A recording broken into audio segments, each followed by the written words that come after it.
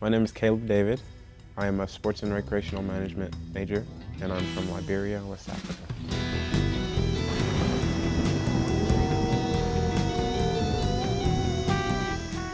AV stands for Audio Visual. We are located in the Lee Building, and so we take care of the computers and projectors and the sound for the campus. So like if there are events going on, we go and set up the microphones and projectors and stuff like that. I love this job. I love where our building's located. I'm sorry, did you guys hear that?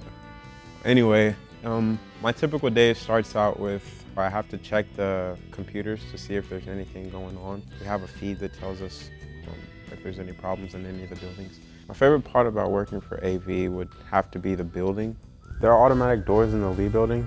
They open and close by themselves. Sometimes nobody's even there. Yeah, I have noticed though that I do tend to misplace more things than usual. Sometimes they show up, sometimes they don't. Okay, so I've got to ask, is the Lee building haunted? Not that I know of. Why?